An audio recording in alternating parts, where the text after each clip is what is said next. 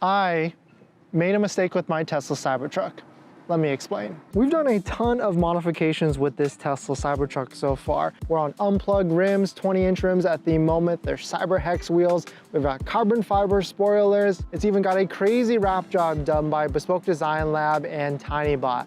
But the one thing I've always wanted to do or mess with our Tesla vehicles is lower it. I've always been a fan of lowered vehicles when I've had performance vehicles in the past, and I've liked the look of lowered vehicles because it adds a nice aggressiveness. So when Intuitive Designs agreed to work with us on trying their lowering links on the Cybertruck, I was down because I was excited to be the first Cybertruck to be lowered on a modified suspension. I should have known better though, because the Tesla Cybertruck has air suspension and it can raise to this height or even lower just with a quick press of a button. And to give you an example of what the lowering link is, it's literally just that rubber piece right there. You replace it with a shorter one, and then that gives you the ability to trick the system into lowering the Cybertruck even more. And the install was a breeze. Shout out to the team at Intuitive. It was a seamless install. Really no knock to them in any sort of way with their product or the process. It's just me really, I guess. Lowering a Tesla Cybertruck, or really probably any Tesla, is probably not the right move. If you're someone that is really sensitive to comfortability, a lowering link might not be the best move for you for lowering a Tesla vehicle. Here's why. What happened with the Cybertruck is that everything got lowered to a lowered state. So physically, the truck would be one step lower than what it actually thought it would be. It literally tricked the Cybertruck into being lower. So when the Cybertruck was in low setting on the highway, it was actually on entry, bouncing around on the highway wherever we went. Here's a quick video showing that experience when I was driving around the highway, and I was just not a happy camper at all. So I've been driving for the past week or so, and maybe I'm just getting older because I used to have lowered cars in the past. I was fine with them, but now as I get older, maybe with, I don't know, just bouncing around all over the place is not a comfortable thing, especially when you're in a truck and you're looking to be comfortable. I would say this low for the Cybertruck, maybe because it's like heavier and stuff, it is definitely worse to ride than the Model X. Hopefully we can get this figured out. Hopefully maybe I have to go back to stock, but just FYI for people that are out there, this was probably a too aggressive of a setting for the Intuitive lowering links. I know there's another Cybertruck that also went to like -9. We went to -10 on the front and the rear. So maybe we could try like a -5, but at the same time, I think I'm okay on a lowered Cybertruck.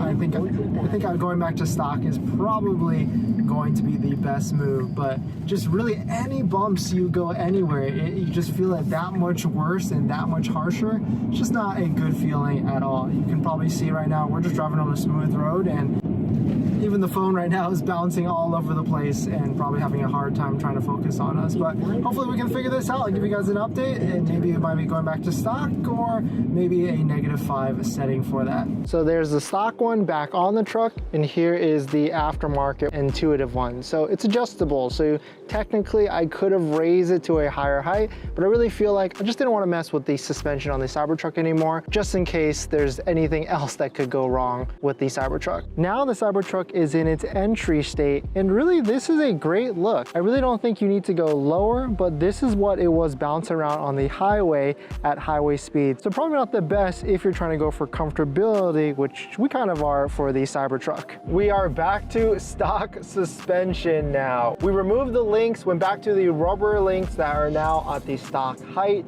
Everything is lifted just a little bit more, and thank goodness, the ride is 100% better. I think I learned my lesson now with trying to mess with suspension.